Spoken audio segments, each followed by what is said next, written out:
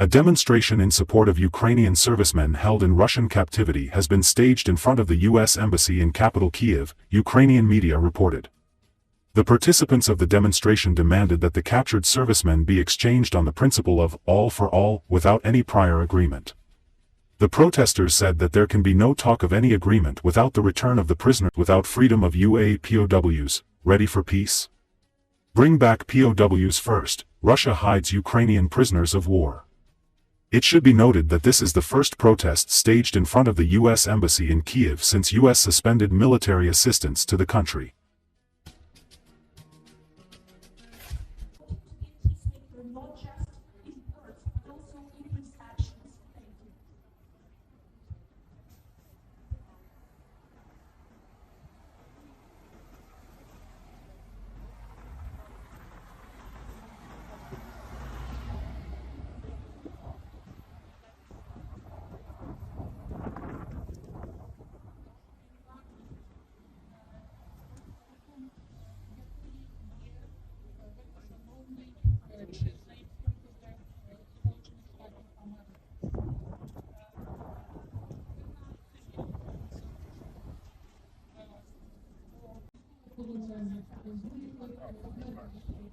Journalist Serhiy Zagorets believes that due to battlefield transparency and the widespread use of UAVs on the front line, Russia is unable to conduct large-scale offensive operations. He shared his opinions with Espresso TV. Since late 2023, Russia has been on the offensive. Over the past 3 months, their advances have slowed significantly, while losses remain high. Now, once again, there's talk of a spring offensive. I believe the Russians will likely try to shift their focus from the Pokrovsk direction, where they've struggled to advance in their priority areas, to the Kupiansk-Lyman axis. They're moving troops from Kurakov to the Toretsk area and increasing activity around Lyman. At the same time, we're seeing reports of successful Ukrainian counterattacks near Zakidne, Zagorets said. He explained that the high saturation of UAVs on the front line makes large-scale Russian offensives unfeasible. As for enemy forces, the Ukraine's influence has decreased. However, they are still massing troops and resources. Overall, I believe Russia's ability to conduct major offensives is either very limited or practically non-existent. The nature of combat has changed. Battlefield transparency and our extensive use of UAVs significantly complicate any Russian advances, he explained. He highlighted that the pace of Russia's offensive this spring and summer will depend on the balance of forces on both sides. But now, with depleting manpower, logistical on Russia's ongoing mobilization, he said. 1 Ukrainian deputy per month, who are rapidly deployed to compensate for mounting casualties. Other sources suggest that mobilization rates have dropped to just 600 to 800 recruits per day, indicating a significant slowdown. This means Russia lacks the manpower and resources to launch a large-scale on the battlefield.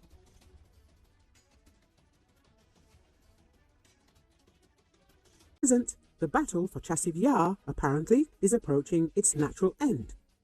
Under the constant pressure of the Ukrainian armed forces, Russian formations are gradually stopping the assaults. A few blocks in the southwestern part of Chasiv Yar remain under the control of the Ukrainian armed forces. So the battle for Chasiv Yar is not over yet. Russian troops will have to storm the western and southern parts of the city. As practice shows, this is not a quick matter. Therefore, for now, plans to attack Konstantinovka will have to be postponed. Zelenski still remains on the flank of the Russian armed forces, where fierce counter-battles are taking place. Trying to hold their positions in Chasiv Yar, the Ukrainian Armed Forces Command is transferring additional reserves to this section of the combat contact line. At the same time, the delay in the Russian Armed Forces offensive in Chasiv Yar and Zelenski allows Ukraine to build up its group in the Pokrovsk area. Meanwhile, judging by the situation developing on the left flank of the Pokrovsk direction as a result of the transfer of combat-ready reserves of the Ukrainian armed forces to this area, and in general to the area of the Pokrovsk-Mirnograd agglomeration, the conclusion suggests itself at the very least that Ukraine is trying, at the very least, to eliminate Russian advance. At the same time, it is obvious that Ukraine is actively preparing for the spring-summer campaign, most likely hoping to stop the advance of the Russian armed forces into the Dnipropetrovsk region. Viktor Tregobov, spokesperson for Ukraine's Khortytsia Operational Strategic Grouping, described the situation on this section of the front as follows.